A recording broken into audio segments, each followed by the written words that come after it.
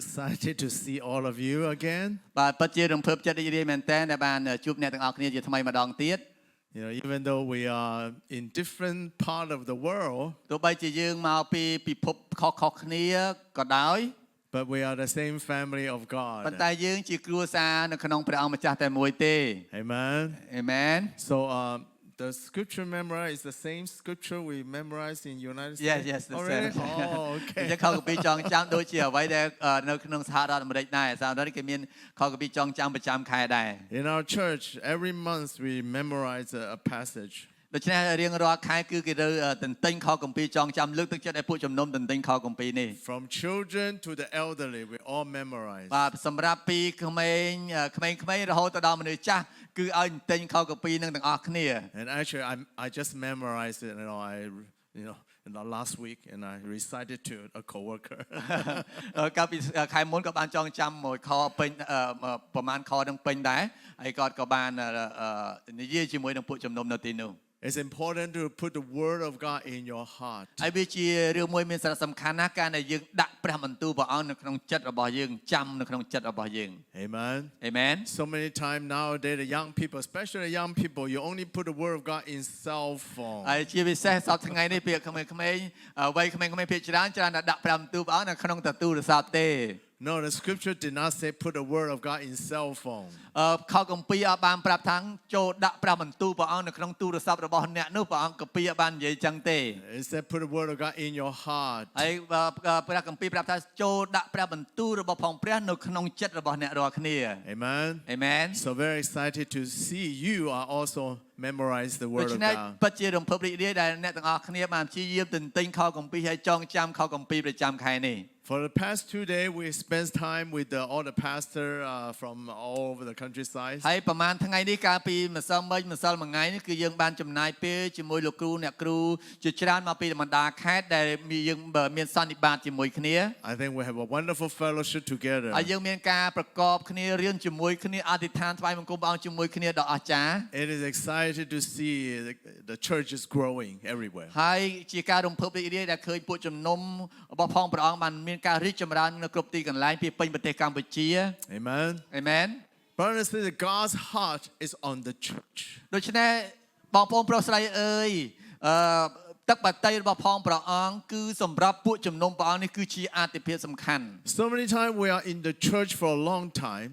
ជាច្រើនដងពេលខ្លះយើងមកពួកជំនុំរយៈពេលជាច្រើនជាយូរមកហើយ We thought the purpose of the church is to make more Christian and better Christian. ប្រហែលជាយើងគិតថាអូពួកជំនុំសម្រាប់តែធ្វើម៉េចឲ្យអ្នកជឿព្រះអង្គឲ្យបានច្រើនទៅហើយមានអ្នកដែលជឿល្អឲ្យបានច្រើនទៅគ្រប់គ្រាន់ហើយ But you read through the Bible, you understand God's desire is not just to make more Christian or better Christian. បើសិនជាយើងអាននៅក្នុងបទគម្ពីរព្រះអង្គមិនមែនគ្រាន់តែយើងថាឲ្យមានអ្នកជឿព្រះអង្គកាន់តែច្រើនឬមួយក៏អ្នកល្អឲ្យកាន់តែប្រសើរថែមទៀតនោះទេ God's desire is to raise up a community that can make an impact to the world. បំណងផាតីរបស់ផងព្រះអង្គគឺព្រះអង្គចង់ឲ្យមានសហគមន៍ដែលជាគ្រីស្ទបរិស័ទនឹងមានច្រើនដើម្បីនឹងទទួលដើម្បីទៅប៉ះពាល់ដល់មនុស្សលោកីដែលនៅជុំវិញសហគមន៍នោះ Again, let me say God's desire is not just to make an individual Christian or better Christian. ដូច្នេះខ្ញុំចង់និយាយម្ដងទៀតថាព្រះអង្គបំណងផាតីព្រះអង្គមិនមែនគ្រាន់តែឲ្យមានអ្នកជឿព្រះអង្គកាន់តែច្រើនឬមួយក៏អ្នកជឿឲ្យកាន់តែល្អប្រសើរជាងមុនតែប៉ុណ្ណោះនោះទេ God want to raise up a community.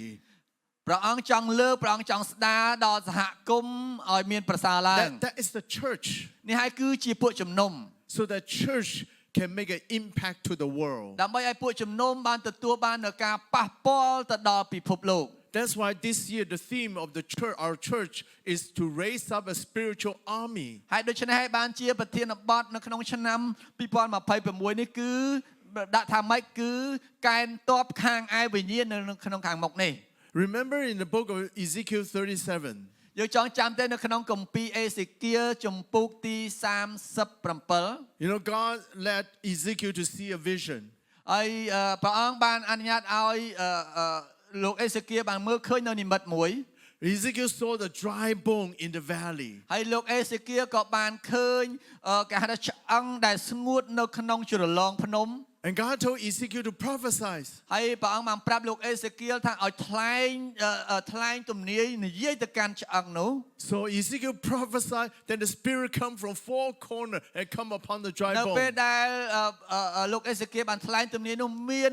ខាខ្យល់ឬក៏មកគ្រប់ទាំង4ទិសក៏បានចូលមក And the dry bone come alive. ហើយឆ្អឹងដែលស្ងួតហួតហែងនោះឯងក៏បានមានជីវិតរស់រវើកឡើង Hallelujah. ហាឡេលូយ៉ា But what's the purpose to make the dry bone come alive? តើគោលបំណងនៃការធ្វើឲ្យឆ្អឹងដែលស្ងួតនោះមានជីវិតរស់ឡើងវិញនោះតើមានគោលបំណងដើម្បីអី Ezekiel chapter 37 verse 10 says, នៅអេសេគៀលចំពុក37ខ10បានចែងថា the reason that God raised up the dry bone to come alive is so that they can become a great army of God. គោលបំណងដែលព្រះអង្គចង់ឲ្យឆ្អឹងដែលស្ងួតនោះឯងមានជីវិតរស់ឡើងវិញនោះគោលបំណងព្រះអង្គចង់ឲ្យឃើញពួកគេទាំងអស់នោះคล้ายទៅជាទាហានកងទ័ពរបស់ផងព្រះ And I believe it's exactly what God is doing right now in our church. ហើយខ្ញុំក៏ជឿជាក់ថាសប្តាហ៍ថ្ងៃនេះព្រះអង្គកំពុងតែធ្វើការនៅក្នុងពួកជំនុំយើងដើម្បីឲ្យមានទាហានរបស់ផងព្រះអង្គបានងើបឈរឡើង God is going to raise up a great army among us. ហើយព្រះអង្គនឹងស្ដារព្រះអង្គនឹងកែនព្រះអង្គនឹងលើកឲ្យមានកងទ័ពរបស់ផងព្រះអង្គដើម្បីធ្វើកិច្ចការ So ងារព្រះ that អ we ង្គ can make an impact to the world. ដើម្បីឲ្យយើងទាំងអស់គ្នាមានការទទួលការប៉ះពាល់និងជះឥទ្ធិពលទៅដល់ពិភពលោកទាំងមូល Amen. អេមែន So today we need to prophesy to the dry bone also. ដូច្នេះថ្ងៃនេះសប្តាហ៍ថ្ងៃនេះយើងទៅតែថ្លែងទំនាយយើងទៅតែនិយាយទៅកាន់ឆ្អឹងណាដែលស្ងួតដើម្បីឲ្យឆ្អឹងនោះមានជីវិតរស់ឡើង So many times when we see our situation, ជាច្រើនដល់នៅពេលដែលយើងមើលឃើញអំពីស្ថានភាពសប្តាហ៍ថ្ងៃរបស់យើង see our own life, ហើយជាយើងសម្លឹងមើលជីវិតរបស់ខ្លួនយើង when we see our family, នៅពេលយើងសម្លឹងមើលគ្រួសាររបស់ when we យើង see situation in our ឬ community, ក៏ស្ថានភាពនៅក្នុងសហគមន៍របស់យើង just like a dry bone, ដូច isn't ជា it? ឆ្អឹងដែលស្ងួតកំពុងតែស្ងួតហួតហែងមែនអត់ And today God command us to prophesy ដូច្នេះ also, ព្រះអង្គចង់ប្រាប់យើងបញ្ជាយើងថាឲ្យយើងថ្លែងហើយយើងនិយាយទៅកាន់ឆ្អឹងទាំងអស់នោះ so the dry bone can come alive, ដើម្បីឲ្យឆ្អឹងដែលស្ងួតហួតហែងទាំងអស់នោះคล้ายទៅជាឆ្អឹងដែលមានជីវិតរស់ឡើង can become a great army of ដើម្បីឲ្យ God. คล้ายទៅជាកងទ័ពទាហានដ៏អស្ចារ្យរបស់ផងព្រះ Amen. អេមែន Then how do we prophesy? ថាតើយើងថ្លែងទំនាយនិយាយទៅកាន់ឆ្អឹងនោះដោយរបៀបណា Actually, in Ezekiel 37, ជាការពិតនៅក្នុងកាពីអេសេគៀលចំពុក37 God taught Ezekiel how to prophesy. ដូច្នេះព្រះអង្គបានបង្រៀនលោកអេសេគៀលដើម្បីឲ្យគាត់ចេះថ្លែងឲ្យគាត់ចេះនិយាយ And today we need to follow the example. We need to prophesy according to how God teach Ezekiel to ដូច្នេះ prophesy. ថ្ងៃនេះយើងគ្រប់គ្នាត្រូវតែរៀនថ្លែងទំនាយរៀននិយាយទៅកាន់ឆ្អឹងទាំងអស់នោះដូចជាអ្វីដែលព្រះអង្គបានបង្រៀនដល់លោកអេសេគៀលដែរ Let's read the Ezekiel 37 verse 11 to 14. សូមអានជាមួយគ្នានៅក្នុងគម្ពីរអេសេគៀលចំពុកមើលឃើញហើយខ្ញុំបាទហិចធំតិចបានទេបាទអេសេគៀលចំពុក37ខ11ដល់ខ14អាចបង្រៀនធំតិចព្រោះខ្ញុំជិលបើកកាពីព្រោះខ្ញុំមើលអត់សូវឃើញ I cannot see well Is it too small? yeah In too the small back. okay I can see here okay តើមើលជាមួយគ្នានេះឃើញច្បាស់អេសេគៀលចំពុក37ខ11ដល់ខ14ខ11បានប្រាប់ថាចូលអានទាំងអស់គ្នាតោះ1 2 3រួចទ្រង់មានព្រះបន្ទូលមកខ្ញុំថាកូនមនុស្សអើយឆ្អឹងទាំងនេះជាពួកវងអ៊ីស្រាអែលទាំងមូលមើលគេនិយាយថាឆ្អឹងយើងរាល់គ្នាស្ងួតហែងហើយទីសង្ឃឹមរបស់យើងក៏បាត់អស់ទៅយើងរាល់គ្នាត្រូវកាត់ចេញស្រឡះផងដូច្នេះចូលទាយប្រាប់គេថាព្រះអង្គម្ចាស់ព្រះយេហូវ៉ាទ្រង់មានព្រះបន្ទូលដូច្នេះមនាលរាជអញអើយអញនឹងបើកភ្នោខ្មោចរបស់ឯងរាល់គ្នាហើយនឹងធ្វើឲ្យឯងរាល់គ្នាឡើងចេញពីភ្នោមករួចនឹងនាំឯងឲ្យចូលទៅក្នុងស្រុកអ៊ីស្រាអែលវិញអោរាជអញអើយឯងរាល់គ្នានឹងដឹងថាអញនេះជាព្រះយេហូវ៉ាពិតក្នុងការដែលអញបើកភ្នោរបស់ឯងឲ្យឯងបានឡើងចេញពីនោះមកគ្រានោះអញនឹងដាក់វិញ្ញាណអញនៅក្នុងឯងរាល់គ្នាឯងនឹងមានជីវិតរស់ឡើងហើយអញនឹងតាំងឯងឲ្យអាស្រ័យនៅក្នុងស្រុកដែលគេជារបស់ផងឯងនោះឯងរាល់គ្នានឹងដឹងថាគឺអញជាព្រះយេហូវ៉ានេះបានចេញវាចាហើយក៏បានសម្រេចតាមផងនេះជាព្រះបន្ទូលនៃព្រះយេហូវ៉ា In this passage, God teaching Ezekiel to how to prophesy. យើងឃើញនៅក្នុងព្រះបន្ទូលកន្លែងនេះគឺព្រះអង្គបានបង្រៀនលោកអេសេគៀលឲ្យចេះថ្លែងទំនាយ And God told Ezekiel to prophesy about three things. ដូច្នេះព្រះអង្គបានប្រាប់លោកអេសេគៀលឲ្យថ្លែងទំនាយទៅលើចំណុច3យ៉ាង First of all, God said, I'm going to open your graves. ហើយទី1ព្រះអង្គចំណុចលេខ1ព្រះអង្គថាយើងអញនឹងបើកឲ្យភ្នូររបស់ឯង In other words, God said, I'm going to make a way for you. មានអត្ថន័យមានន័យថាព្រះអង្គនឹងរៀបចំផ្លូវសម្រាប់អ្នក Because what is a grave? តើអ្វីទៅជាភ្នូរ Grave is an impossible situation. ភ្នូរនេះគឺចង់និយាយពីអ្វីដែលមិនអាចទៅរួចធ្វើមិនបាន What is a grave? តើអ្វីទៅជាភ្នូរ Grave is an unbreakable chain. ភ្នូរនេះគឺជាច្រវាក់មួយដែលមិនអាចផ្ដាច់បាន So many times today we are facing the situation just like a grave. ជាច្រើនដងយើងជួបនៅស្ថានភាពក្នុងជីវិតយើងដូចជាក្នុងភ្នូរអញ្ចឹង Many times we're facing the bondage in our life. ពីជាច្រើនដងយើងជាប់ចំណងជាប់ជាពាក់ចំណចំណងនៅក្នុងជីវិតរបស់យើង Maybe physical bondage. ប្រហែលជាគេហៅថាគាត់ជាប់ចំណងខាងឯរាង We're កាយ bound យើង by sickness. ឬក៏ដោយជាប់ចំណងដោយសារជំងឺ Maybe mentally, ឬ spiritually. ក៏ជាប់ចំណងដោយសារបញ្ហាអារម្មណ៍ផ្លូវចិត្តផ្លូវកាយ Maybe we are facing a difficulty in our ហើយជា situation. យើងជួបនៅស្ថានភាពនៅកិច្ចការងារលំបាកនៅក្នុងស្ថានភាពរ We ស់នៅរបស់យើង feel we are bounded with no way out to go. ហើយប្រហែលជាយើងអត់មានផ្លូវណាដែលត្រូវដោះស្រាយមិនចេញដោះស្រាយមិនកើតនៅក្នុងជីវិតរបស់យើង Sometimes we're facing a situation of a bondage of relationship. ហើយពេលខ្លះយើងជាប់នៅចំណងនៃការបញ្ហារឿងទំនាក់ទំនងនៅក្នុងគ្រួសារ Somehow we feel we are trapped. There's no way out. ពេលខ្លះយើងមានអារម្មណ៍ថាដូចជាជាប់អន្ទាក់ជាប់ចំណងហើយអត់មានផ្លូវចាក់ចេញរួច So many times throughout our life we are facing the situation just like graves. ពេលខ្លះនៅក្នុងជីវិតរបស់យើងជួបស្ថានភាពដូចជាអ្វីដែលយើងក្នុងជាប់នៅក្នុងភ្នូរ It's an impossible situation. គឺជាស្ថានភាពដែលមិនអាចធ្វើបានមិនអាចទៅរួច It seems like it's unbreakable chains surrounding us. វាហាក់ដូចជាច្រវាក់មួយដែលមិនអាចកាត់ផ្ដាច់បានជាប់រួមរឹតនៅក្នុងជីវិតរបស់យើង But today, brothers and sisters, no matter how difficult the situation you're facing, ដូច្នេះថ្ងៃនេះខ្ញុំចង់ប្រាប់លោកអ្នកបងប្អូនថាទោះបីស្ថានភាពលំបាកលំបិនឬក៏បញ្ហាដែលលោកអ្នកបងប្អូនជួបប្រឈមយ៉ាងណាក៏ដោយ you need to understand that we have a God who can open the graves. ដូច្នេះយើងមានព្រះដែលអង្គជាព្រះមួយអង្គដែលអាចបើកនៅភ្នូរនោះចំហបាន Hallelujah. ហាឡេលូយ៉ា Jesus Christ is the Lord of resurrection. ព្រះយេស៊ូវគ្រីស្ទគឺជាព្រះអង្គសង្គ្រោះព្រះអង្គនៃការរស់ឡើងវិញ When the mankind was bound by sin, នៅពេលមនុស្សនិស័យរបស់មនុស្សយើងបានជាប់ចំណងនៅក្នុងអំពើបាប we are dead under the power of the dead and sin. ដូច្នេះយើងក៏បានជាប់នៅក្នុងចំណងនៃសេចក្តីស្លាប់ដោយសារតែអំពើបាប Jesus Christ come to this world, ព្រះយេស៊ូវគ្រីស្ទបានយាងមកកាន់ពិភពលោកនេះ die for us on the cross. ព្រះអង្គបានសគត់នៅលើឈើឆ្កាងសគត់នៅលើឈើឆ្ The កាង third day he resurrected, ហើយ3ថ្ងៃក្រោយមកព្រះអង្គមានប្រជញ្ញរស់ឡើងវិញ overcome the power and authority of death and sin. គឺបានយកជ័យជំនះឈ្នះលើសេចក្តីស្លាប់ឈ្នះលើអំពើបាបហើយព្រះអង្គមានប្រជញ្ញរស់ឡើងវិញ Hallelujah. Hallelujah. Hallelujah. Hallelujah. And today, through the Holy Spirit, he dwells inside you and me. ដូច្នេះហើយសប្តាហ៍ថ្ងៃនេះតាមរយៈព្រះវិញ្ញាណបរិសុទ្ធព្រះអង្គយាងមកគង់នៅក្នុងចិត្តលោកអ្នកបងប្អូនហើយនឹងខ្ញុំ Hallelujah. Hallelujah. That's why Paul said, we have a treasure in the jar of clay. ដូច្នេះហើយបានជាលោកសាវកប៉ូលបាននិយាយថា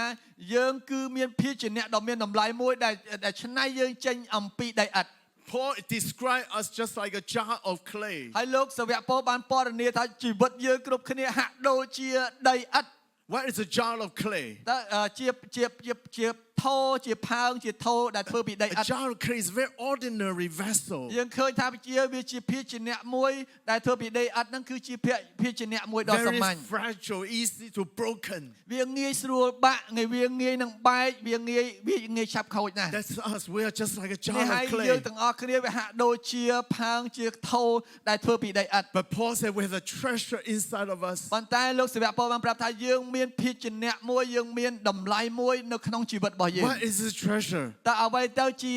ជាធនធាននៅក្នុងជីវិតរបស់យើង Paul explained this is a power in God. លោកសាវកពលបានប្រាប់ថានេះគឺជាអំណាចដែលមាននៅក្នុងព្រះអង្គ And this is the power that made Jesus Christ resurrected from death. នេះគឺជាអំណាចដែលធ្វើឲ្យព្រះយេស៊ូវគ្រីស្ទបានមានប្រជញ្ញឈ្នះឲ្យព្រះអង្គមានប្រជញ្ញរស់ឡើងវិញពីសេចក្តីស្លាប់ Hallelujah. Hallelujah. Brothers, so you understand that today when you receive Jesus Christ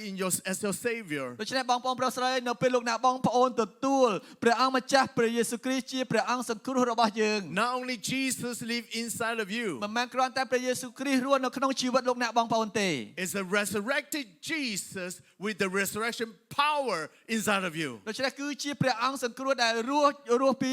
សគត់ឡើងវិញហើយព្រះអង្គមានអំណាចជាស្ដេចហើយកំពុងតែរស់នៅក្នុងជីវិតរបស់យើងរាល់គ្នា Hallelujah. Hallelujah Hallelujah That's why God can always make a way for you. ហើយដូច្នេះហើយបានព្រះអង្គជាព្រះទ្រង់តែងតែជាព្រះអាចរៀបចំផ្លូវសម្រាប់យើងរាល់គ្នា No matter how difficult situation you are in, មិនថាលោកអ្នកបងប្អូនជួបនៅស្ថានភាពលំបាកលំបិនឬក៏យ៉ាងណាក៏ដោយ our God is a God who can make a way. ព្រះអង្គម្ចាស់នៃយើងគឺជាព្រះដែលរៀបចំផ្លូវតែងតែរៀបចំផ្លូវសម្រាប់យើង Amen. Amen. If you look at the Bible, បើសិនជាយើងសម្លឹងមើលព្រះគម្ពីរ every miracle in the Bible testify that our God is a God who make a way. គ្រប់ទាំងព្រះគម្ពីរការអស្ចារ្យដែលកើតមាននៅក្នុងព្រះគម្ពីររបស់ព្រះអង្គគឺចង់បង្ហាញប្រាប់ថាព្រះអង្គគឺជាព្រះដែលមានស្មោះបន្ទាប់បង្ហាញអំពីការដែលព្រះអង្គរៀបចំផ្លូវគ្រប់គ្នា When the people of God cry out to God, នៅពេលដែលរាជរបស់ព្រះអង្គគេចេះស្រែកអំពាវនាវរកព្រះរបស់យើង God always answer their prayer. ព្រះអង្គតែងតែឆ្លើយតបនឹងការអធិដ្ឋានរបស់ផងគេ Make a way for the people of ហើយព្រះអង្គ God. តែងតែរៀបចំផ្លូវសម្រាប់រាជរបស់ផងព្រះអង្គ Amen. Amen In the book of Genesis, នៅក្នុងព្រះគម្ពីរលោកុបាត Abraham and Sarah, the old age without children, លោកអាប់រ៉ាហាំហើយនាងសារ៉ាដែលគាត់អត់មានកូនហើយគាត់មានអាយុចាស់ហើយនោះ I think they pray a lot. ហើយខ្ញុំដឹងថាពួកគេអធិដ្ឋានច្រើនណាស់ចង់បានកូន They pray a long time. គេអធិដ្ឋានយូរហើយ And God answered their prayer. ហើយព្រះអង្គបានឆ្លើយតបការអធិដ្ឋានរបស់ផងគេ God gave them a son called Isaac. ព្រះអង្គបានផ្ដល់កូនមួយគឺឈ្មោះថាអ៊ីសាក់ Do you know what's the meaning of Isaac? យើងដឹងថាពាក្យអត្ថន័យនៃពាក្យឈ្មោះថាអ៊ីសាក់មានន័យថាម៉េចអត់ The meaning of Isaac is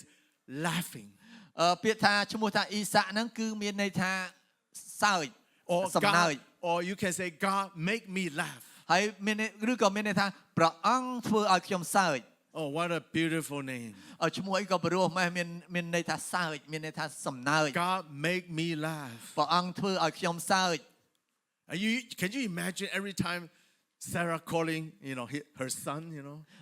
សម័យមើលដែលយើងនាងសារ៉ាហៅកូនផងឈ្មោះអ៊ីសាក់ហ្នឹងថាកូនដែលពោពេញដោយសំណើចកូនដែលពោពេញដោយសើចការសើច Hey, God made me laugh. Come. អូកូនដែលនាំឲ្យខ្ញុំសើចមក Hey, God made me laugh. Come. អូ Come, កូន come. ដែលធ្វើឲ្យខ្ញុំសើចមក Wow, what a beautiful name. តើឈ្មោះអីក៏ព្រោះម៉េះ Our God is a God who can make you laugh. ដូច្នេះព្រះរបស់ផងយើងគឺជាព្រះដែលធ្វើឲ្យយើងមានសំណើចសើចសប្បាយ So many times in our life we haven't been laughing for a long time. ពេលខ្លះជីវិតរបស់ផងយើងអស់រយៈពេលជាច្រើនដងយើងអត់បានសើចជាយូរមកហើយយើងអត់បានញញឹមជាយូរមកហើយ It seems like nothing can make us laugh again. វាហាក់ដូចជាអត់មានអ្វីមួយដែលធ្វើឲ្យយើងសើចសាជាថ្មីឡើងវិញនោះទេ But our God is a God who can make you laugh. ប៉ុន្តែព្រះរបស់ផងយើងគឺជាព្រះដែលធ្វើឲ្យលោកអ្នកបងប្អូនមានសំណើច Hallelujah. Hallelujah. In the book of Exodus, នៅក្នុងកពីនិខមណាំង when Moses took the Israelite people passing the Red Sea, នៅពេលដែលលោកម៉ូសេបាននាំជនជាតិអ៊ីស្រាអែលឆ្លងកាត់នៅសមុទ្រ there's a Red Sea in the front, យើងឃើញមាន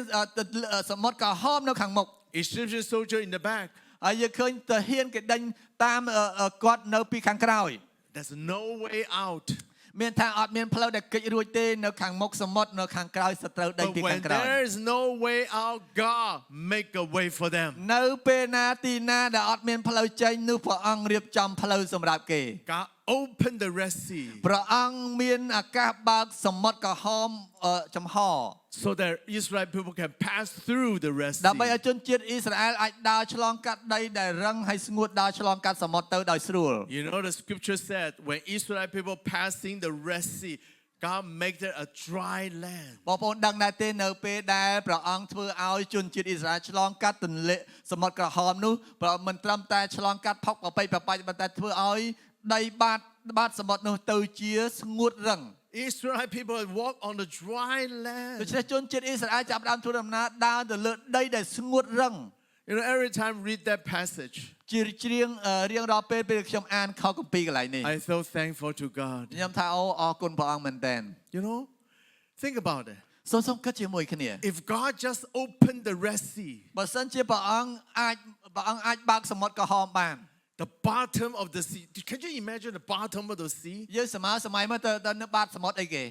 It's very muddy, isn't it? បាតសមុទ្រវានឹងភក់ប្របែកមែនណាកាលណាញែកទឹកចេញហើយវានៅផុកនៅភក់មែនអត់ Think about it. All these people with the children, elderly, were passing through the ហើយយើង Red សម័យ Sea. មើលទាំងក្មេងតូចទាំងក្មេងធំទាំងចាស់ទាំងក្មេងទាំងស្រីទាំងប្រុសហើយដើរឆ្លងកាត់សមុទ្រក្រហមនឹងចេញទៅហើយដើរនៅលើផុកប្របែកសម័យ All the muddy things, all ដីដែលផុកប្របែក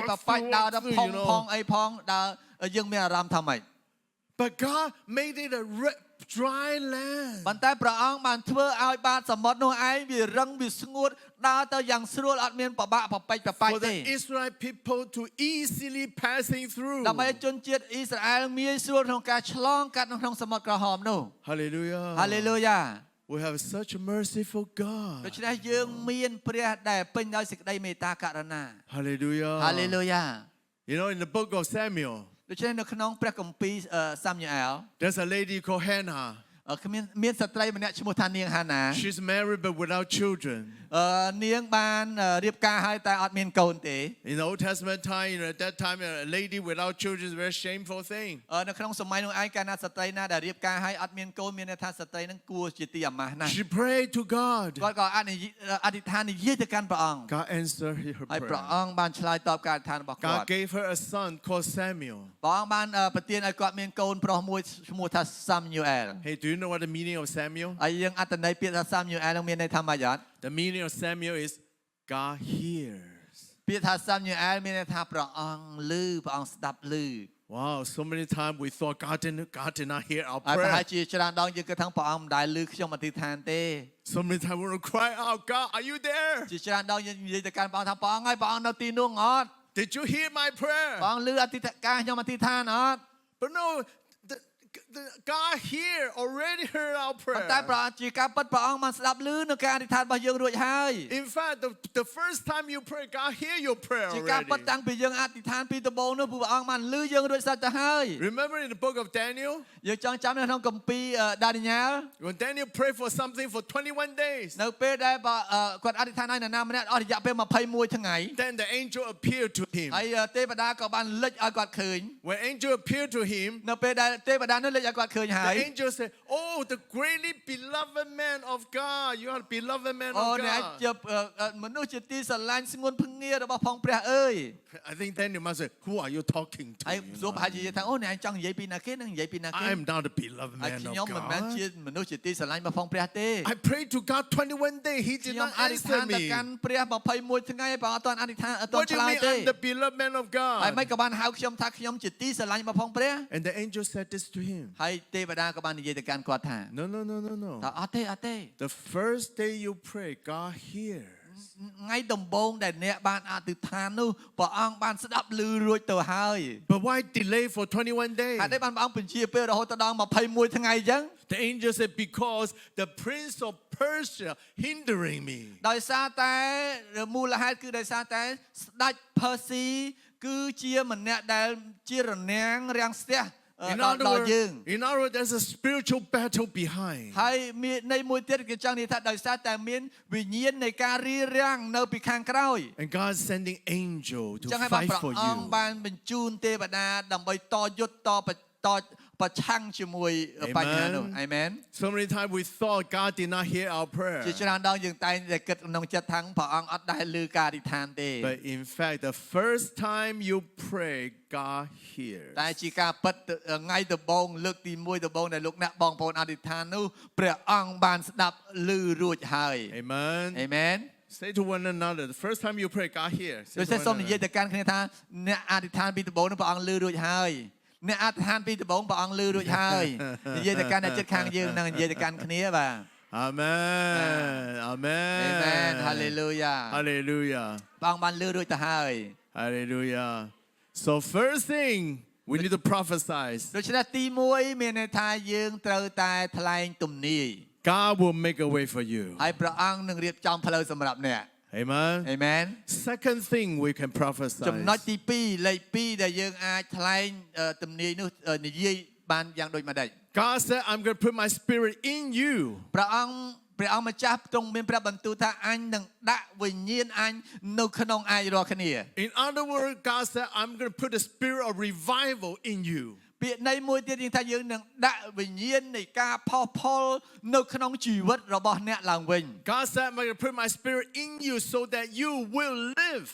ព្រះអង្គមានបន្ទូលថាយើងដាក់វិញ្ញាណនៅក្នុងឯងដើម្បីឲ្យឯងរាល់គ្នាអាចរស់នៅបាន You need to understand this dry bone actually is talk about not the Gentile but the people of God. ប៉ុន្តែយើងឃើញឆ្អឹងដែលស្ងួតនេះព្រះអង្គមានបន្ទូលថាមិនមែនពួកគេមិនមែនជាសាសដតីទេប៉ុន្តែអ្នកនោះឯងគឺជារាជរបស់ផងព្រះអង្គ So many times even though we belong to God, ជាច្រើនដងនៅពេលទោះបីយើងដឹងថាយើងជាកម្មសិទ្ធិរបស់ផងព្រះក៏ដោយ but we're just like a dry bone. ប៉ុន្តែយើងហាក់ដូចជាឆ្អឹងដែលស្ងួតហួតហែង So many times we are in the church for a long time. ជាច្រើនដងពេលខ្លះយើងនៅក្នុងព្រះវិហារយូរហើយ We don't somehow we thought we experienced everything. ប្រហែលជាយើងគិតថាខ្ញុំទទួលបទពិសោធន៍ខ្ញុំដឹងហើយខ្ញុំយល់ហើយព្រះបន្ទូលព្រះអង្គចេះមួយចុះពីយើងដឹងហើយខ្ញុំនៅព្រះវិហារយូរហើយខ្ញុំដឹងអស់ហើយ Sometimes in the church a long time we thought we have seen everything. ប្រហែលជាពេលខ្លះយើងតែងគិតថាអូខ្ញុំមើលឃើញអ្វីៗទាំងអស់នៅក្នុងព្រះវិហាររួចហើយខ្ញុំដឹងគ្រប់យ៉ាងអស់ហើយ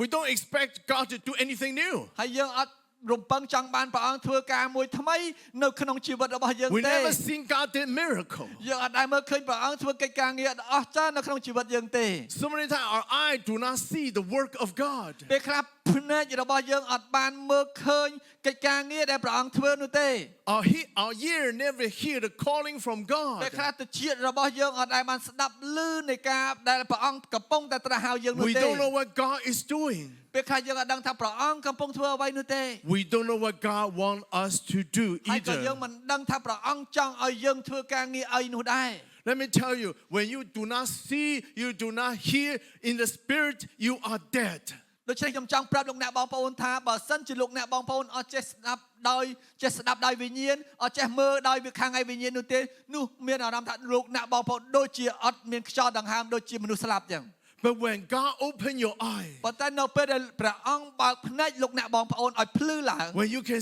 see the hand of God is moving, នៅពេលដែលលោកអ្នកបងប្អូនមើលឃើញព្រះហស្ថរបស់ព្រះអង្គកំពុងតែធ្វើចលនា you can see the word of God is doing. លោកអ្នកបងប្អូននឹងឃើញកិច្ចការងារដែលព្រះអង្គកំពុងតែធ្វើនៅក្នុងជីវិតលោកអ្នកបងប្ When អូន God open your ear, នៅពេលដែលព្រះអង្គបើកតិចរបស់យើ then ង you can hear God is calling you. ហើយយើងមកស្ដាប់ឮព្រះអង្គកំពុងតែត្រាស់ហៅយើង Then you know that what God wants you to do. ដូច្នេះលោកអ្នកបងប្អូនដឹងថាព្រះអង្គកំពុងតែចង់ឲ្យយើងធ្វើអី When you can see and you can hear, suddenly you alive. នៅពេលលោកអ្នកបងប្អូនបានស្ដាប់ឮលោកអ្នកបងប្អូនបានមើលឃើញនោះលោកអ្នកបងប្អូនរំពេចនោះលោកអ្នកបងប្អូនចាប់ផ្ដើមមានជីវិតរស់រវើកឡើង Amen. អេមែន That's why today we need to cry out to God. ហើយដូច្នេះហើយថ្ងៃនេះសប្តាហ៍នេះយើងត្រូវតែស្រែកអំពាវនាវនិយាយទៅកាន់ព្រះអង្គ God, open my eye ថាព្រះអង្គឲ្យសូមបើកភ្នែកទូបង្គំឡើង so I can see your work. ដើម្បីឲ្យយើងខ្ញុំបានមើលឃើញកិច្ចការងារដែលព្រះអង្គកំពុងតែ We ធ្វើ can see the thing you are doing. ដើម្បីយើងមើលឃើញនៅអ្វីដែលព្រះអង្គកំពុងតែធ្វើ Lord, open my ear ព្រះអង្គឲ្យសូមបើកតិចរបស់ខ្ញុំ so that I can hear, ដើម្បីឲ្យទូបង្គំបានឮ to hear what you want me បា to នឮ do. អ្វីដែលព្រះអង្គចង់ឲ្យទូបង្គំធ្វើ Amen. Amen. So that we can come alive. ដើម្បីឲ្យយើងទាំងអស់គ្នាបានមានជីវិតរស់រវើកឡើង And the Lord said, this is exactly what I want to do. នេះគឺជាព្រះអង្គថានេះគឺជាអ្វីដែលខ្ញុំចង់ឲ្យអ្នកទាំងអស់គ្នាធ្វើ I want to put my spirit in you ព្រះអង្គថាយើងនឹងអញនឹងដាក់វិញ្ញាណរបស់អញនៅក្នុងជីវិតអញរាល់ so គ្នា that you can live, you can come alive. ដើម្បីឲ្យឯងទាំងអស់គ្នាមានជីវិតរស់នៅហើយរស់រវើកហើយស្គាល់កិច្ចការងារទាំងអស់នោះ Amen. អេមែន But maybe you say, Pastor, this is a scripture in the Old Testament. ហើយជាលោកអ្នកបងប្អូនថាអូលោកគ្រូនេះគ្រាន់តែជាព្រះបន្ទូលព្រះអង្គនៅក្នុងគម្ពីរសញ្ញាចាស់ We ណា are in the New Testament ឥឡូវនេះយើង time. កំពុងតែក្នុងគម្ពីរសញ្ញាថ្មីណា No, in the New Testament, God's heart is the same. ដូច្នេះយើងក្នុងគម្ពីរសញ្ញាថ្មីសញ្ញាចាស់ដួងព្រះハរតីរបស់ព្រះអង្គគឺដូចគ្នាទេ Acts 2, chapter 17. កិច្ចការចំពុក2ខ17 Acts 2, chapter, verse 17. ដូច្នេះកិច្ចការចំពុក2ខ17 God said, in the last days, I'm going to pour my spirit upon the flesh. ដូច្នេះព្រះអង្គបានថាមានបន្ទូលថានៅថ្ងៃចុងក្រោយព្រះអង្គនឹងចាក់វិញ្ញាណរបស់ផងព្រះអង្គនៅដល់ស្រស់បំព្រងនៅក្នុងជីវិតរបស់អ្នករាល់គ្នា God said, in the last days. ព្រះអង្គមានបន្ទូលថានៅថ្ងៃចុងក្រោយ Let me ask you, what is the last days? បងប្អូនថាឆ្ងល់ស្អីគេថ្ងៃចុងក្រោយ Now is the last day, isn't it? ឥឡូវនេះជាថ្ងៃចុងក្រោយហើយ When we see the situation in the world, នៅពេលលោកអ្នកបងប្អូនមើលឃើញស្ថានភាពនៅពេញពិភពលោក when we even seeing the situation in our nation, នៅពេលដែលយើងមើលឃើញស្ថានភាពនៅក្នុងប្រជាជាតិប្រទេសយើង we felt it's the last day in the spirit. យើងក្នុងវិញ្ញាណយើងមានអារម្មណ៍ថានេះដូចជាថ្ងៃចុងក្រោយចិត្តមកដល់ហើយ The Lord said, in the last day, which means it's now. ហើយព្រះអង្គមានបន្ទូលថាថ្ងៃចុងក្រោយនេះគឺឥឡូវនេះពេលនេះ And God said, I'm going to pour my spirit upon all flesh. ហើយព្រះអង្គដាក់នឹងចាក់ព្រះវិញ្ញាណបរិសុទ្ធរបស់ផងព្រះអង្គនៅគ្រប់ទាំងសាច់ឈាមទាំងអស់នៅលើផែនដី Who is the, what to talk about? Who is the flesh? ហើយប្រហែលជាយើងនិយាយថាតើអ្នកណាទៅជាសាច់ឈាមហ្នឹង That's you and I. គឺលោកអ្នកបងប្អូនខ្ញុំហ្នឹងជាសាច់ឈាមកំពុងតែមានសាច់ឈាម God said, in the last day, which is now, ព្រះអង្គមានបន្ទូលថាថ្ងៃចុងក្រោយមានន័យថាឥឡូវនេះ I'm going to pour down my spirit upon all ព្រះអង្គ flesh. នឹងចាក់ព្រះវិញ្ញាណបរិសុទ្ធព្រះអង្គនៅគ្រប់ទាំងសាច់ឈាមទាំងអស់នៅលើផែនដី That's នេះ you and me. មានថាលោកអ្នកបងប្អូនហើយនិងខ្ញុំ Amen. អេមែន We need to cry out to ដូ God. ច្នេះយើងត្រូវតែស្រែកអំពាវនាវទៅរកព្រះ If អង្គ this is exactly what God wants to នេះ do, គឺជាអ្វីដែលព្រះអង្គកំពុងតែធ្វើ then we will ask God to open our ដូច្នេះ eyes, ព្រះអង្គសូមឲ្យព្រះអង្គបានបើកភ្នែកយើងឲ្យមើលឃើញខាងឯវិញ្ញាណ open our ear, ដើម្បីឲ្យបើកតិចយើងខាងឯវិ cry ញ្ញាណ out to ហើយ God. ស្រែកនិយាយអំពាវនាវទៅកាន់ Let ព្រះ the អង្គ revival come. សូមឲ្យការផុសផុលនឹងបានស្ដារឡើងវិញ Let the revival come to this land. សូមឲ្យការផុសផុលនឹងកើតមានចំពោះទឹកដីនេះឡើងវិញ Amen. អេមែន Pastor, do you know that revival always begins from prayer? ដូច្នេះបងប្អូនត្រូវដឹងទេថាការផុសផុលចលនានៃការផុសផុលទាំងអស់គឺកើតឡើងតាមរយៈនៃការអធិដ្ឋាន Revival always begins with prayer. ដូច្នេះតែងតែចាប់ផ្ដើមចេញមកពីការអធិដ្ឋាន In early day church, after Jesus Christ resurrected into heaven, នៅពេលពួកជំនុំជាន់ដើមគឺនៅពេលដែលព្រះអង្គម្ចាស់ព្រះយេស៊ូវគ្រីស្ទបានយាងត្រឡប់ទៅនគរឋានសួគ៌វិញ disciples gathered together. ហើយសិស្សសាវករបស់ព្រះអង្គទាំងអស់គេចាប់ផ្ដើមជួបជុំគ្នា What do?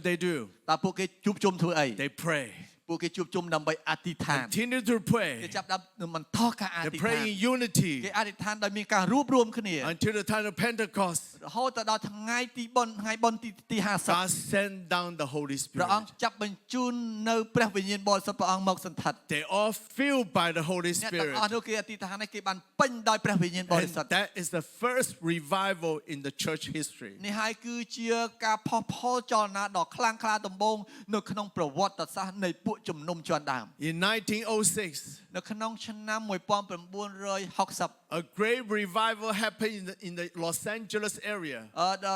ការអស្ចារ្យមួយបានកើតមានចលនានៃការអស្ចារ្យមួយកើតមាននៅក្នុងតំបន់ Los Angeles It was called the Azusa Revival. គេហៅថាគឺជាការផុសផុលនៃ Azusa It lasted for 3.5 years. វាកើតមានអស់រយៈពេល3ឆ្នាំកន្លះ So many lives have changed. យើងឃើញមានជីវិតមនុស្សជាច្រើនត្រូវមានការផ្លាស់ប្ដូរ But you know that revival did not come overnight. ដូច្នេះការផុសផុលចលនានោះកើតមានឡើងមិនមែនគ្រាន់តែមួយយប់នោះទេ That revival begins from a prayer meeting of two people. ហើយការផុសផុលនេះឯងកើតមានឡើងពីចលនាដែលមនុស្សចាប់ផ្ដើមមនុស្សពីរនាក់ចាប់ផ្ដើមការអធិដ្ឋាន Brother Simon and Edward Lee. លោកស៊ីម៉ុនហើយលោកអេដមុនលី These two persons gathered together. មនុស្សពីរនាក់នេះឯងគាត់ជួបជុំគ្នាចាប់ដៃគ្នាអធិដ្ឋាន They ជាមួយគ្នា prayed for revival to come. ហើយគេអធិដ្ឋានដើម្បីមើលឃើញការផុសផុលនោះចាប់ផ្ដើមត្រឡប់មកវិញ More and more people gathered ហើយមានមនុ with ស្សគេចាប់ them. ផ្ដើមមកចូលរួមម្ដងមួយច្រើនទៅ The history book tells us ហើយនៅក្នុងប្រវត្តិសាស្ត្របានប្រាប់យើងថា they are praying and praying, longing for a Pentecost of their own. ដូច្នេះគេអធិដ្ឋានហើយអធិដ្ឋានទៀតអធិដ្ឋានហើយអធិដ្ឋានទៀតចង់ឃើញថ្ងៃបុណ្យទី50កើតមាននៅក្នុងចំណោមពួកគេដែរ Oh, I was so touched by this word. ហើយដូច្នេះខ្ញុំពិតជាមានការប៉ះពាល់ដោយព្រះបន្ទូលត្រង់នេះខ្លះ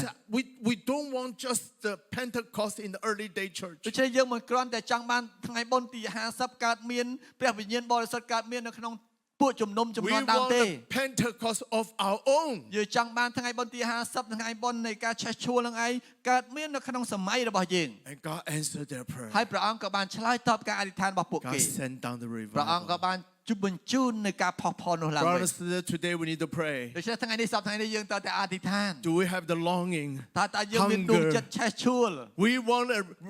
Pentecost of our own. តើយើងចង់បានថ្ងៃបុណ្យទី50ថ្ងៃនៃការឆេះឈួលថ្ងៃនៃការរំជើបយំជួលកើតមាននៅក្នុងចំណោមពួកយើងដែរឬទេ Brothers and sisters, do you believe that revival can come to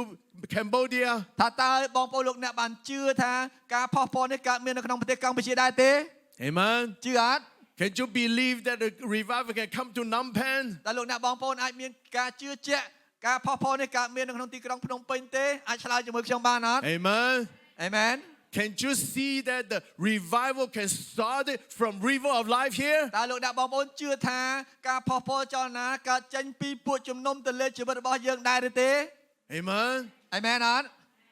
But you need to start it from prayer. ដូច្នេះគ្រប់កិច្ចការទាំងអស់នេះគឺចាប់ផ្ដើមជាមួយនឹងការអធិដ្ឋាន As we pray and pray, នៅពេលដែលយើងអធិដ្ឋានហើយអធិដ្ឋានទៀត God will open our eye ព្រះអង្គនឹងបើកភ្នែកយើងខាងឯវិញ្ញាណ to see what God will do. នឹងមើលឃើញអ្វីដែលព្រះអង្គជាព្រះនឹងធ្វើ Open our ear to hear ហើយបើកតិចយើងនៅអ្វីដើម្បីឲ្យយើងបានឮ what God wants us to នៅ do. អ្វីដែលព្រះអង្គចង់ឲ្យយើងធ្វើ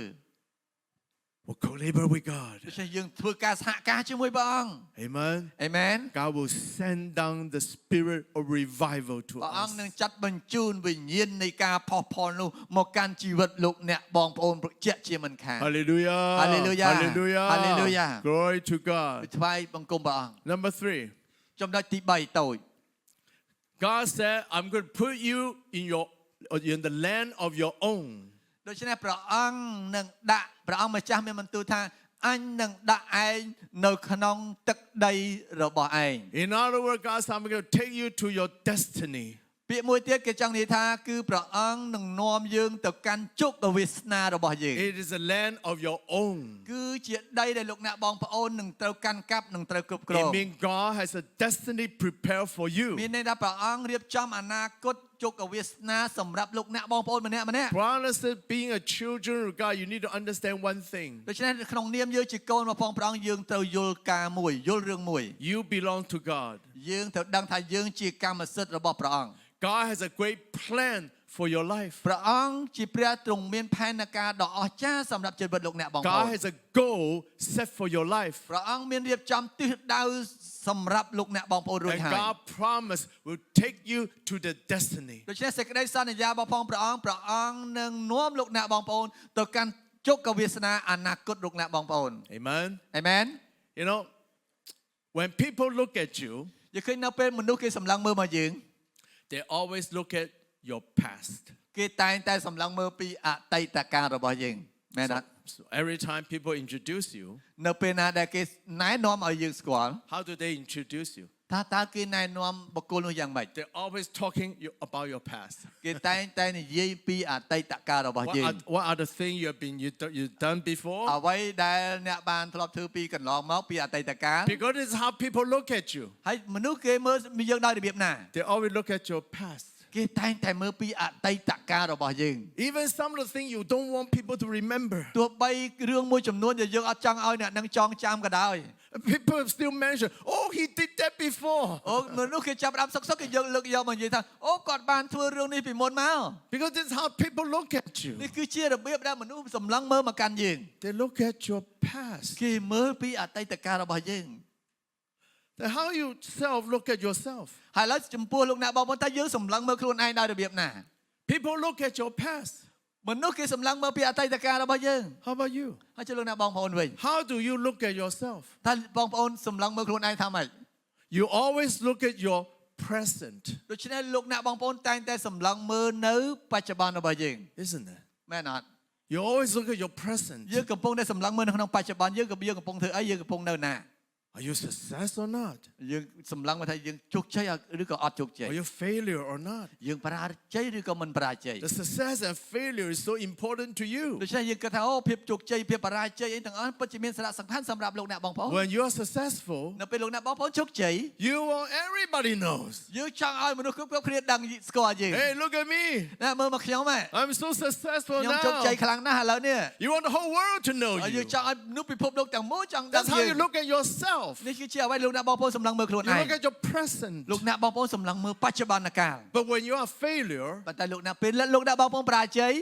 oh, you wish there's a hole on the ground. You can អូប្រហែលជាលោកអ្នកបងប្អូនថាអូបើមានដីនៅក្នុងកន្លែងណាអាចពួនបានយើងពួនសិនក៏មិនឲ្យគេឃើញយើងទេ You don't want anybody to know you. យើងអត់ចង់ឲ្យអ្នកណាមួយស្គាល់យើងទេ Because that's how you look at yourself. នេះគឺជារបៀបដែលយើងសម្លឹងមើលខ្លួនឯង You look at your present. យើងសម្លឹងមើលបច្ចុប្បន្នកាលរបស់យើង When people look at you, they look at your past. នៅពេលដែលមនុស្សគេសម្លឹងមើលលោកអ្នកបងប្អូនគេសម្លឹងមើលពីអតីតកាលលោកអ្នកបង When ប្អូ you ន look at yourself, you look at your present. នៅពេលលោកអ្នកបងប្អូនសម្លឹងមើលមកកាន់ខ្លួនឯងលោកអ្នកបងប្អូនកំពុងតែមើលពីបច្ចុប្បន្នកាលលោកអ្នកបង Then ប្អូន how about God? ឥឡូវចំពោះសួរថាព្រះវិញ How God look at you? ឥឡូវព្រះសម្លឹងមើលយើងរបៀបម៉េច Let me tell you, when people look at you, they look at the past. នៅពេលដែលមនុស្សគេសម្លឹងមើលលោកអ្នកបងប្អូនគេសម្លឹងមើលពីអតីតកាល When you look at yourself, look at the លោក present. អ្នកបងប្អូនសម្លឹងមើលខ្លួនឯងគឺយើងសម្លឹងមើលពីបច្ចុប្បន្នកាល But when God look at you, ប៉ុន្តែនៅពេលដែលព្រះសម្លឹងមើលមកយើងវិញ He doesn't look at the past. He does not look at the ព្រះអង្គ past. អត់បានសម្លឹងមើលអតីតកាលយើងទេ He does not look at the present. ព្រះអង្គក៏បានសម្លឹងមើលពីបច្ចុប្បន្ននេះដែរ God look at your future. ព្រះអង្គមើលគឺមើលពីអនាគតរបស់យើង Hallelujah. ព្រះអង្គគិតពីខាងមុខព្រះអង្គគិតពីអនាគតហាឡេលូយ៉ា Do you know that you have a future? លោកអ្នកបងប្អូនដឹងថាខ្លួនយើងមានអនាគតទេ And God knows your future. ហើយព្រះអង្គគឺជាព្រះស្គាល់ពីអនាគតលោកអ្នកបងប្អូន Remember when Simon Peter met Jesus the first time? យើងមានចាំតែលោកស៊ីម៉ូនផេត្រុសនៅពេលដែលជួបព្រះយេស៊ូវគ្រីស្ទជាលើកទី1 Originally his name is Simon, ជា isn't it? ការពិតឈ្មោះគាត់ឈ្មោះថាស៊ីម៉ូនមែនអត់ When he met Jesus, នៅពេលដែលគាត់ជួបព្រះយេស៊ូវគ្រីស្ទ Jesus said to Simon, ព្រះយេស៊ូវបាននិយាយទៅកាន់លោកស៊ីម៉ូន Simon, ថាស៊ីម៉ូនអើយ from now on, ចាប់ពីពេលនេះតទៅ your name no longer called Simon. ឈ្មោះរបស់អ្នកមិនត្រូវហៅថាស៊ីម៉ូនទៀតទេ What's the meaning of Simon? ថាពាក្យថាអត្ថន័យថាពាក្យថាស៊ីម៉ូនហ្នឹងមានន័យថាម៉េច The meaning of Simon is the reed. It's a very unstable plant in the ដូ wilderness. ច្នេះគឺជាក្របពូជមួយដែលដុះឡើងដែលមិនប្រកដីមានន័យថាមិនល្អ It's drifted by the wind, មានន័យ you know. ថាវាត្រូវបានរង្គើទៅដោយខ្យល់បក់រលើងគល់ Very unstable thing. មានន័យថាគឺជារឿងមួយដែលមិនស្ថិតស្ថេរមិននៅនឹង Jesus said, from now on, ដូច្នេះកន្លែងនេះចាប់ពីពេលនេះតទៅ your name no longer called Simon. ឈ្មោះរបស់អ្នកមិនត្រូវហៅថាស៊ីម៉ូនទៀត Your ទេ name will be called Peter. ឈ្មោះរបស់អ្នកនឹងត្រូវបានហៅថាជាផេត្រុសវិញ What's the meaning of Peter? តើពាក្យអត្ថន័យពាក្យថាឈ្មោះថាផេត្រុសនឹងមានន័យថាម៉េច Rock. មានន័យថាជាដុំថ្មមួយដែលរឹងមាំជាដុំថ្មមួយដែលរឹងមាំ And Jesus seeing Peter become the pillar of the church in the future. ហើយព្រះអង្គបានសម្លឹងមើលឃើញលោកផេត្រុសថាគឺជាថ្មមួយដែលរឹងមាំជាបង្គោលសសរមួយដែលរឹងមាំសម្រាប់ពួកជំនុំរបស់ផងពេ In ត្រុស other words, at that moment, Jesus is not looking at the present Simon, but he is looking at the future Peter. កន្លែងនេះចង់មានន័យថាព្រះអង្គអត់បានសម្លឹងមើលពីជីវិតបច្ចុប្បន្នកាលរបស់លោកស៊ីម៉ូនទេប៉ុន្តែព្រះអង្គសម្លឹងមើលពីអនាគតថ្ងៃខាងមុខរបស់លោកផេត្រុសថាតើគាត់ជាដូចយ៉ាងណាហាឡេលូយ៉ា Glory to សូម God. ថ្វាយសរីដល់ព្រះនៃយើងហាឡេលូយ៉ា Honestly, you understand that you have a future, ដូច្នេះខ្ញុំចង់ឲ្យលោកអ្នកបងប្អូនថាលោកអ្នកបងប្អូនមានអនាគត and your future is not in your hand. អនាគតរបស់លោកអ្នកបងប្អូនមិនស្ថិតនៅក្នុងដៃលោកអ្នកបងប្អូនទេ Your future is in God's hand. អនាគតលោកអ្នកបងប្អូនស្ថិតនៅក្នុងស្នាមព្រះហស្ថស្ថិតនៅក្នុងដៃព្រះអង្គ And that's how God look at you. នេះហើយគឺជារបៀបដែលព្រះអង្គសម្លឹងមើលលោកអ្នកបងប្អូន He is not look at your present. ព្រះអង្គអត់បានមើលពីបច្ចុប្បន្នកាលនោះទេ He's look at your future. ព្រះអង្គសម្លឹងមើលអនាគតរបស់យើង It's like His plan for you. ដូច្នេះព្រះអង្គមានផែនការសម្រាប់លោកអ្នកបងប្អូ And ន He'll take you to the destined place. ដូច្នេះព្រះអង្គនឹងនាំលោកអ្នកបងប្អូនទៅកាន់ជោគវាសនាកន្លែងដែលព្រះអង្គដៅចំណាំសម្រាប់យើង Amen. Amen. Hallelujah. Maybe you say, oh, Pastor, how could it be? ហើយប្រហែលជាយើងថាអូលោកគ្រូបាសតង់ថាតើរឿងហ្នឹងអាចទៅបានដោយរបៀបណា I'm so ordinary. ហើយខ្ញុំជាមនុស្សសាមញ្ញហ្នឹងធ្វើម៉េចទៅ I'm so weak. ហើយខ្ញុំខ្សោយហ្នឹង How come God has a plan for my ហើយព្រះ life? អង្គអាចមានផែនការសម្រាប់ជីវិតរបស់ខ្ញុំដោយរបៀបណា Indeed, God has a great plan for ជា you ការពិតព្រះអង្គមានផែនការធំអស្ចារ្យសម្រាប់លោកអ្នកបងប្អូនម្នាក់ៗ because you are the children of ដោយ God. សារតែលោកអ្នកបងប្អូនជាកូនស្ងួនភ្ងារបស់ផងព្រះ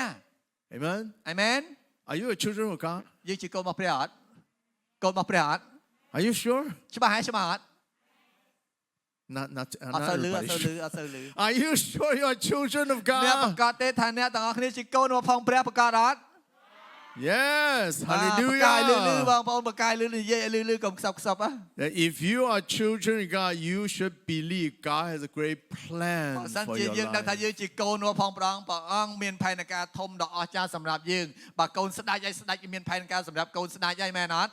No matter what happened in your life happening right មិន now, ថាលោកអ្នកបងប្អូនកំពុងតែកើតមានឡើងអ្វីនៅក្នុងជីវិតរបស់យើងក៏ដោយ one day God will take you to your destiny ថ្ងៃ place. មួយព្រះអង្គនឹងនាំយើងគ្រប់គ្នាទៅកាន់ទិសដៅអនាគតជោគវាសនាដែលព្រះអង្គជាព្រះទ្រង់រៀបចំសម្រាប់យើង Hallelujah. ហាឡេលូយ៉ា Glory to ថ្វាយ God. សារុទៅកាន់ព្រះនៃយើង That's why never limit, by your ដូ situation. ច្នេះសូមកុំឲ្យដាក់ដែនកំណត់ទៅតាមស្ថានភាពបច្ចុប្បន្នរបស់យើងឡើ Never យ limit by your experience. សូមកុំឲ្យដាក់ដែនកំណត់តាមបទពិសោធន៍នៅក្នុងជីវិតយើងឡើយ Always follow God by faith ដូច្នេះត្រូវតែដើរតាមព្រះអង្គដោយសេចក្តីជំនឿ because He is the one who holds your future. ដោយសារតែព្រះអង្គគឺជាម្នាក់ដែលកាន់អនាគតរបស់យើង He is the one who will take you to your destiny. ដូច្នេះព្រះអង្គគឺជាម្នាក់នឹងនាំយើងទៅកាន់ជោគវាសនារបស់យើង Glory to God. សូមថ្វាយសរុប Amen. ដល់ព្រះនៃយើងសូមផ្ទះដៃទាំងអស់គ្នាមួយហាឡេលូយ៉ា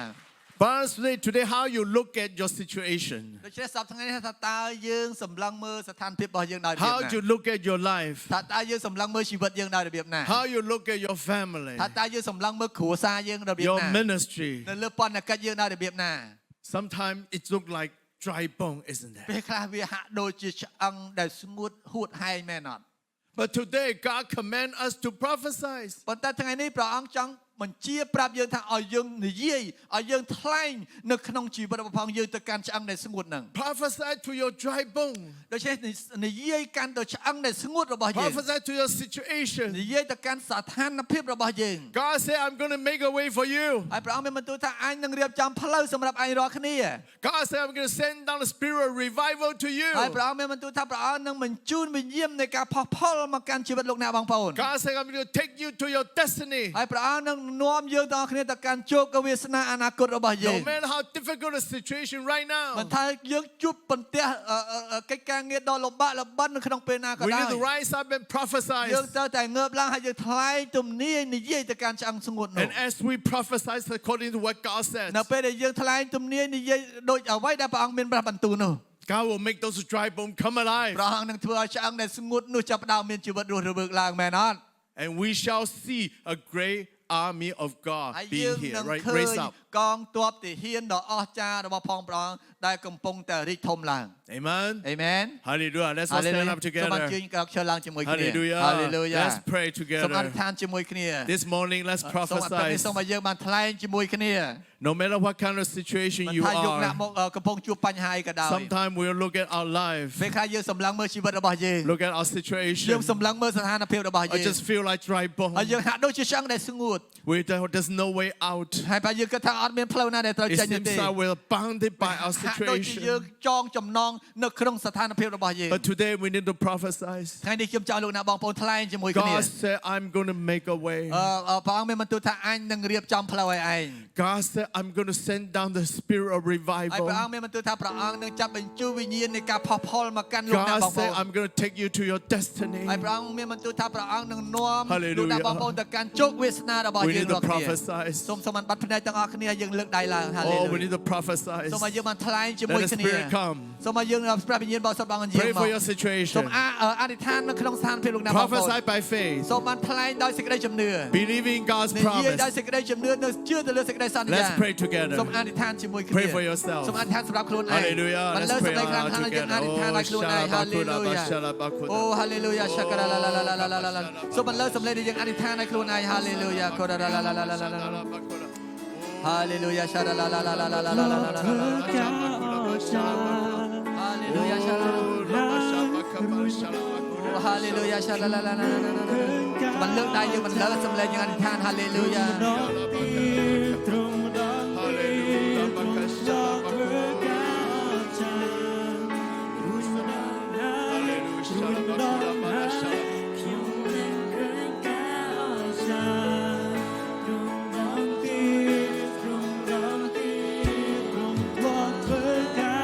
Ask God to open your eye to see. សូមបើកភ្នែកយើងបានមើលឃើញសូមបានយើងបាត់ភ្នែកទាំងអស់គ្នា Hallelujah Ask God to open your ear to សូមអនុ hear. ញ្ញាតឲ្យព្រះអង្គបានបើកតិចយើងឲ្យមើលឃើញ To see what God will do in your life. អ្វីដែលព្រះអង្គនឹងធ្វើនៅក្នុងជីវិតលោកអ្នកបងប្អូន To see what God wants you to do. អ្វីដែលព្រះអង្គចង់ឲ្យយើងធ្វើ Hallelujah Oh, ask God the Spirit to come upon សូមឲ្យ us. ព្រះវិញ្ញាណរបស់ព្រះអង្គបានបាត់ភ្នែកឲ្យយើងបានមើលឃើញតែសត្វយើងដល់គ្នាអូសូមបានលើសម្លេងយើងអធិដ្ឋានអូឡាឡាឡាឡាឡាឡាឡាឡាអូរីឡាឡាឡាឡាឡាឡាឡាឡាឡាអូរីឡាឡាឡាឡាឡាឡាឡាឡាឡាឡាพวกคืนกาออกจากรุนมาดองหายรุนมาดองหายขยมหนึ่งคืนกาออกจากตรงมาดองตีตรงมาดองตีขยมพวกคืนกาออกจากรุนมาดองหายรุนมาดองหายขยมหนึ่งคืนกาออกจากตรงมาดองตีตรงมาดองตีตกเช็ดเลือเปรี้ยออกที่เปรี้ยดอสไตส์มาตรองขึ้นตกเช็ดเลือเปรี้ยออกที่เปรี้ยดอสไตส์มาตรอง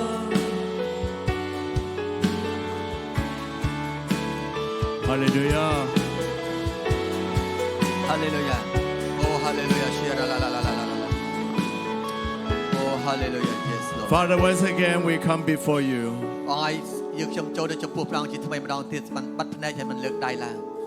We thank you today we are your children. ហើយយើងខ្ញុំសូមអរគុណព្រះអង្គសម្រាប់ដែលយើងខ្ញុំទាំងអស់គ្នាជាកូនស្ងួនព្រាព្រះអ Each ង្គ one of us here belongs to you. ហើយយើងខ្ញុំម្នាក់ៗដែលនៅទីជាមកកម្មសិទ្ធិរបស់ព្រះអង្គ You have a great plan for our life. ហើយព្រះអង្គមានផែនការដ៏អស្ចារ្យសម្រាប់ជីវិតរបស់យើងខ្ញុំ Open our eyes to see your ព្រះ plan. អង្គឲ្យសូមបានបើកភ្នែកយើងខ្ញុំឲ្យមើលឃើញព្រះវត្តមានព្រះអង្គ To see your hand is upon ឲ្យ us. មើលឃើញព្រះហស្ថរបស់ព្រះអង្គពងសន្តិដ្ឋនៅលើយើងខ្ញុំ You never forsake us. ព្រះអង្គមិនដែលបោះបង់ចោលយើងខ្ញុំ You're going to lead us as your promise. ព្រះអង្គនឹងទុកឲ្យយើងខ្ញុំដូចជាអ្វីដែលព្រះអង្គសន្យាសម្រាប់យើងខ្ញុំ You're going to take us to your destiny. ព្រះអង្គនឹងនាំយើងខ្ញុំទៅកាន់ទុកជោគវាសនាដែលព្រះអង្គរៀបចំសម្រាប់យើងខ្ញុំ And I pray for the power of the Holy Spirit យើង come ខ្ញុំសូម upon អ us ធិដ្ឋានសម្រាប់អំណាចនៃព្រះវិញ្ញាណបរិសុទ្ធព្រះអង្គយើងសន្តិដ្ឋមកលើយើងខ្ញុំរាល់គ្នា so that we can endure the current situation. ដើម្បីឲ្យយើងខ្ញុំទាំងអស់គ្នាបានទទួលរ៉ាប់រងនៅស្ថានភាពរបស់សត្វ So ថ្ងៃ that we have the power to overcome ដើម្បីឲ្យយើងខ្ញុំមានអំណាចចេស្តាដើម្បីយកឈ្នះនៅស្ថានភាពលំ and បាក have នោះ the faith and courage to follow ឲ្យមាន you. សេចក្តីជំនឿនិងចិត្តក្លាហានដើម្បីដើរតាមព្រះអង្គ And I pray for each one of here ហើយយើងខ្ញុំសូមអធិដ្ឋានសម្រាប់លោកអ្នកបងប្អូនម្នាក់ៗនៅ that the ទីនេះ spirit revival សូម come. ឲ្យវិញ្ញាណនៃការផុសផុលបានយាងមក Come upon us. សូមឲ្យយាងមកស្ថិតលើយើងខ្ញុំ Oh, let the revival សូម come. ឲ្យវិញ្ញាណនៃការផុសផុល Revive our spirit. ដើម្បីវិញ្ញាណយើងខ្ញុំ Revive our family. ដើម្បីស្ដារនៅគ្រួសារយើងខ្ញុំ Revive our church. ដើម្បីស្ដារនៅពួកចំណុចយើងខ្ញុំ Revive this ដើម្បី nation. ស្ដារនៅប្រជាជាតិយើងខ្ញុំ Glory to God. សូមថ្វាយសេរីដល់ព្រះអង្គ Hallelujah Oh, we give glory to you. Hallelujah. Glory to you, សូមថ្វាយ Lord. សេរីដល់ព្រះអង្គ Thank you, សូម Lord. អរគុណព្រះ Thank you, អង្គអរគុណ Lord. ព្រះអង្គ Oh, in Jesus, សូមអរគុ Jesus' ណព្រះ mighty ព្រះ name. យេស៊ូវក្នុងនាមព្រះយេស៊ូវគ្រីស្ទ Amen. អូ Hallelujah ក្នុងព្រះនាមរបស់ម្ចាស់ព្រះយេស៊ូវគ្រីស្ទ Glory. Amen Hallelujah អូ Hallelujah Jesus Hallelujah អូ Hallelujah Yes Lord Amen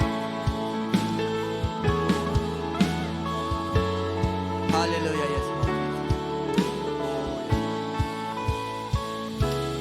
Amen Amen Hallelujah Amen Hallelujah. Hallelujah Amen. yes Amen. អរគុណ